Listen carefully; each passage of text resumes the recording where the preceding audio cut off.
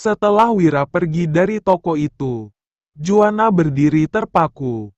Tangannya bergetar, dan wajahnya pucat seperti kehilangan seluruh darahnya. Ia masih merasakan sisa aura dingin yang ditinggalkan Wira. Seakan seluruh martabat dan kedudukannya runtuh hanya dengan satu pertemuan singkat. Tiba-tiba, telepon di sakunya berdering. Suaranya memecah keheningan. Dengan tergesa-gesa, Juana mengangkatnya. "Iya, bos." Suaranya gemetar, mencoba tetap terdengar profesional. Suara dari seberang telepon terdengar berat dan dingin. "Apa yang terjadi di sana, Juana?" Juana langsung menjelaskan semuanya. Mencoba menjelaskan situasi dengan semangat, dan dengan bumbu cerita yang dibuatnya agar terlihat lebih baik di mata atasannya. Dalam benaknya, ia yakin tuannya akan membelanya seperti biasa. Tapi setelah selesai berbicara, tidak ada respons di ujung telepon. Keheningan itu membuat Juana mulai berkeringat dingin. "Apa kau tahu siapa yang barusan kau hadapi?" Suara itu akhirnya berbicara. Datar namun menggetarkan. "Itu adalah Wira." Juana tertegun. Ia mencoba mengingat wajah pemuda berbaju lusuh yang begitu tenang dan angkuh. "Wira? Siapa dia, bos?" Suara di telepon tertawa kecil. Bukan karena humor, tapi lebih karena kasihan pada ketidaktahuannya. "Wira adalah bos besar kita, Juana. Pemilik seluruh jaringan ini. Kalau dia meminta aku mundur dari pekerjaanku, aku akan melakukannya tanpa pikir panjang." Duan, rasanya seperti petir menyambar kepala Juana. Tangan yang memegang telepon bergetar, dan wajahnya memerah. Ia merasa tubuhnya kehilangan tenaga, hingga hampir terjatuh. "Bos besar," pikir Juana panik. Bahkan Windu Pranata, peretas nomor satu yang sangat disegani di jaringan mereka, menyatakan kesetiaannya pada pemuda itu. Dione, yang berdiri di dekatnya, mencoba menenangkan Juana. "Ada apa, bos?" tanyanya pelan, sedikit khawatir. Namun, tanpa aba-aba, Juana melayangkan tamparan keras ke wajah Dione. Plak! Suaranya menggema di ruangan itu. Dione terhuyung, memegang pipinya yang kini memerah. "Kau, wanita murahan!" Juana berteriak dengan kemarahan bercampur ketakutan. "Kau telah menghancurkan reputasi yang selama ini kubangun. Kau tidak berguna." Dione menunduk, tak berani membalas. Tapi sebelum Juana bisa melanjutkan amarahnya, teleponnya kembali berdering. Kali ini suara dari kantor pusat RJ menyambutnya. "Halo Paman," ucap Juana dengan suara gemetar, berusaha menenangkan dirinya. Namun suara berat di seberang langsung memotongnya. "Juana, apa yang kau perbuat?" Juana mencoba menjelaskan, tetapi suaranya semakin tak stabil. Ia tahu, kali ini ia tidak bisa lolos dengan alasan. Setelah selesai menceritakan semuanya, suara di telepon berbicara dengan tegas, membuat tubuhnya seperti disambar petir untuk kedua kalinya. "Kau telah melakukan kesalahan fatal, Juana. Aku bahkan belum pernah melihat wajah bos besar kita yang misterius itu. Seharusnya, saat kau tahu dia datang, kau memanfaatkan kesempatan itu dengan baik. Tapi apa yang kau lakukan? Kau malah membuat kesalahan yang tak termaafkan." Juana hanya bisa terdiam. Tubuhnya mulai melemas, hingga ia jatuh bersimpuh di lantai. "Mulai sekarang, kau dipecat." Suara di telepon berkata datar sebelum menutup panggilan. Juana mematung. Napasnya terengah-engah. Dunia di sekitarnya terasa runtuh seketika. Dione, meski habis ditampar, mendekati Juana dengan ragu. Bos, siapa sebenarnya pemuda itu? Tanyanya dengan suara pelan, mencoba memahami situasi. Juana menatap Dione dengan mata yang penuh ketakutan. Kau tahu siapa dia? Dia adalah bos besar kita, pemilik segalanya. Juana mendekatkan wajahnya ke Dione.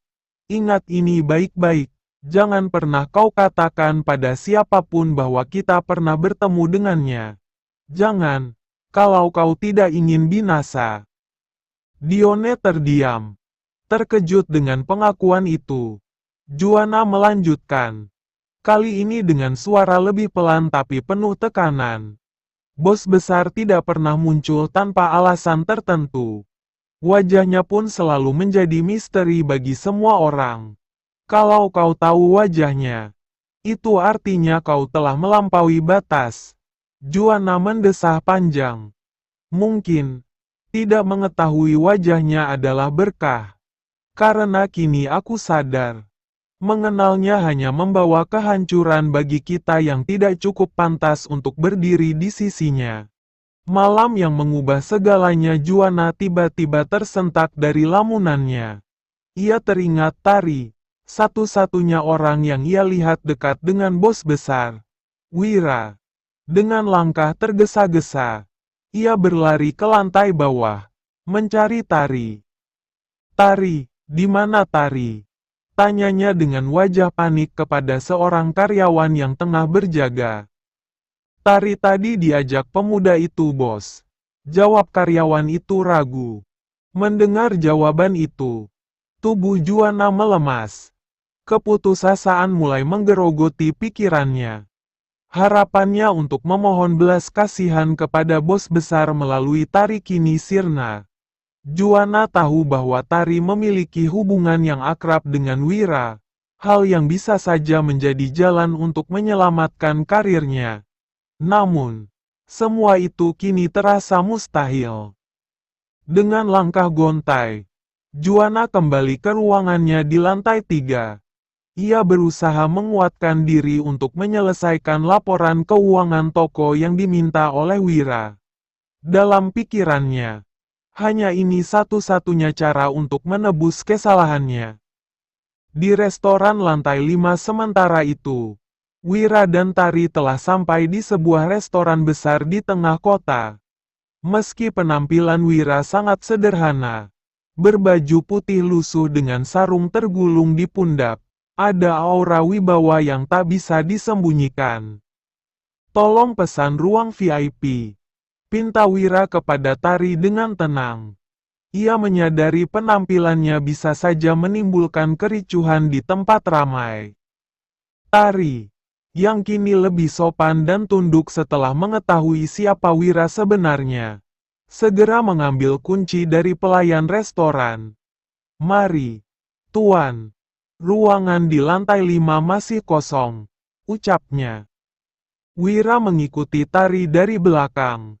Mereka tiba di sebuah ruangan yang sejuk, dengan pemandangan kota yang gemerlap di malam hari. Tari membuka pintu, dan suara kecil kunci beradu terdengar saat ia memutar gagangnya.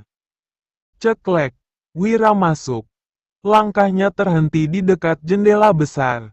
Ia berdiri mematung di sana, memandang lalu lintas kota yang ramai. Lampu-lampu kendaraan bekerlip seperti kunang-kunang, tetapi di matanya, pemandangan itu terasa hambar. "Apa kau sudah memesan makanan?" tanya Wira, masih memandangi pemandangan di luar. "Belum, Tuan," jawab Tari hati-hati. Wira berbalik perlahan, menatap Tari dengan mata tenang namun tajam. "Mengapa kau memanggilku Tuan?" tanyanya. "Karena Anda adalah atasan saya," jawab Tari tanpa ragu.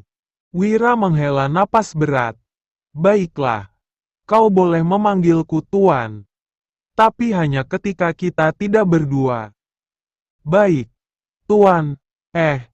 Wira," jawab Tari, sedikit gugup. Tak lama, pelayan restoran mengetuk pintu dan menyerahkan buku menu. Tari dengan sigap menerimanya. "Wira, mau pesan apa?" tanyanya sopan. "Apa saja yang menurutmu terbaik?" jawab Wira, kembali memandang keluar jendela. Tari memesan makanan terbaik dari daftar menu itu. Setelah pelayan pergi, Wira merogoh sarung lusuhnya dan mengeluarkan 2 ponsel baru yang ia bawa. Ia meletakkannya di atas meja. "Kau belum punya ponsel kan?" tanya Wira, sambil menatap Tari. Tari menggeleng. "Belum, Wira. Aku tak pernah berpikir untuk membelinya. Untuk makan sehari-hari saja, aku harus bekerja keras," jawab Tari. Suaranya bergetar. Ia mulai bercerita tentang hidupnya, tentang ibunya yang sedang sakit parah dan betapa sulitnya memenuhi kebutuhan mereka sehari-hari. Mendengar itu, Wira menghela napas panjang. "Yang satu untukmu," ucapnya sambil mendorong salah satu ponsel ke arah Tari. Mata Tari membelalak. "Ini, untukku?" tanyanya. "Tak percaya." "Iya, dan nanti aku akan menjenguk ibumu," kata Wira. Suaranya penuh ketenangan yang tak terbantahkan. Tari hanya bisa menunduk, menahan air mata haru yang hampir tumpah. Ia tak menyangka bahwa pria sederhana yang awalnya ia pandang sebelah mata ternyata memiliki hati yang begitu tulus. Lalu, Wira menatap Tari dalam-dalam dan berkata, "Aku berniat menggantikan Juana denganmu." Tari terkejut. "Mengapa, Wira?" tanyanya. "Bingung. Karena kejujuranmu. Itu hal yang paling penting bagiku," jawab Wira sambil tersenyum tipis. Malam itu, di ruangan VIP restoran, kehidupan Tari mulai berubah. Ia tak pernah menyangka bahwa kejujurannya akan membuka jalan baru yang tak pernah ia bayangkan sebelumnya. Di sisi lain, Wira, yang tampak sederhana, adalah sosok yang membawa kekuatan besar untuk mengubah hidup seseorang. Dalam ruang VIP, awal sebuah pengungkapan, Wira berdiri di tepi jendela, menatap hiruk-pikuk kota di bawah yang bersinar gemerlapan. Suasana tenang di ruang VIP yang dipenuhi udara sejuk perlahan terganggu oleh suara dering telepon. Wira mengeluarkan salah satu ponsel barunya, menekan nomor yang sudah dihafalnya di luar kepala. Di seberang, suara seorang pria segera menyapa, dan Tari, yang sedang berdiri ragu-ragu di sisi meja, mengenali suara itu. Ternyata kau keluar juga, Kang Wira," ucap suara dari seberang. Terdengar akrab namun penuh hormat. Wira terdiam sesaat, menghela napas, lalu menjawab santai. "Sekali lagi kau sadap teleponku." "Kujitak kepalamu." Pria di seberang itu tertawa lepas. "Hahaha. Sabar, Tuan. Aku hanya ingin memastikan Kakang baik-baik saja. Dan ya, aku sudah memecat Juana dari posisinya, seperti perintahmu." Wira menyipitkan matanya. Meski tidak ada orang lain yang bisa melihat ekspresinya. Secepat itu, apa dia sudah sadar akan kesalahannya? Dia tidak punya pilihan lain. "Kakang," jawab pria itu, yang ternyata adalah Windu, sahabatnya. Juana menjual mobil dan rumahnya untuk menutupi uang perusahaan yang dia selewengkan. Dia juga kini sedang di lantai 3. Membuat laporan keuangan seperti yang Kakang minta. Aku rasa dia ingin memohon belas kasihanmu." Mendengar itu, Wira tersenyum tipis. Namun Tari yang mendengar percakapan tersebut hanya bisa menundukkan kepalanya. Hatinya diliputi rasa kagum dan heran. Orang seperti Windu, yang selama ini dianggapnya sebagai sosok yang jenius dan tak terkalahkan, ternyata begitu tunduk pada Wira. Wira yang hanya mengenakan pakaian lusuh dengan buntelan sarung yang selalu tergantung di bahunya. Namun aura kewibawaan dan kebijaksanaannya terpancar jelas, membuat Tari merasa kecil di hadapannya. Aku juga ingin kau posisikan Tari untuk menggantikan Juana, ucap Wira dengan nada tegas. Kata-kata itu menghentak Tari. Ia tidak dapat menahan air matanya lagi. Lututnya gemetar. Dan ia pun berlutut di depan Wira. Menangis tersedu-sedu. Tuan, terima kasih. Terima kasih banyak. Suaranya pecah oleh tangis. Namun, percakapan di telepon belum selesai. Windu, dengan suara yang sedikit bersemangat, berkata, "Kakang, aku sudah menyelidiki riwayat hidup Tari. Kau mungkin tidak menyangka, tapi dia berasal dari desa Gunung Agung. Dia adalah anak dari seorang wanita yang diusir oleh suaminya bertahun-tahun lalu. Suami itu menikah lagi demi menjadi menantu keluarga besar Kanza. Dan wanita itu melahirkan Tari di gubuk kecil di rumah orang tuanya." Wira tertegun. Matanya menyipit seakan merenung. Ingatannya melayang pada masa lalu tentang bibinya yang pernah dicampakkan oleh pamannya. Jika apa yang dikatakan Windu benar, maka Tari adalah keponakannya. "Windu, apakah kau yakin Ibu Tari adalah wanita itu?" tanya Wira. Suaranya kini berubah. Terdengar lebih lembut namun penuh tekanan. "Aku sudah memastikannya, Kang," jawab Windu mantap. "Ibu Tari adalah bibimu." Telepon itu akhirnya ditutup. Wira menyimpan ponselnya ke dalam buntelan sarung. Lalu menatap Tari yang masih berlutut dengan air mata yang belum kering. "Apa yang kau lakukan, Tari?" tanyanya perlahan. Tari mendongak. Wajahnya penuh harap dan ketakutan. "Tuan, aku tidak tahu harus berkata apa. Tapi terima kasih untuk segalanya. Aku..." Sebelum Tari bisa melanjutkan, Wira berdiri dan melangkah menuju pintu. "Bangunlah. Kita akan menemui ibumu sekarang," ucapnya tegas. Namun ada kehangatan di suaranya. Perjalanan menuju gubuk di desa Gunung Agung malam itu. Wira dan Tari meninggalkan restoran. Tari, yang masih belum bisa percaya atas semua yang terjadi, hanya bisa mengikuti langkah Wira. Di jalan, Wira menghentikan sebuah taksi dan meminta sopir untuk mengantar mereka ke desa Gunung Agung. Perjalanan memakan waktu cukup lama. Tari akhirnya menceritakan lebih banyak tentang ibunya. Ibu yang sakit-sakitan karena beban hidup yang terlalu berat. Namun tetap berjuang demi anak semata wayangnya. Tari juga bercerita tentang bagaimana ia selalu merasa dirinya tidak diinginkan oleh dunia. Hingga bertemu dengan Wira, yang kini memberinya harapan baru. Sesampainya di desa, mereka menuju sebuah gubuk kecil yang hampir roboh.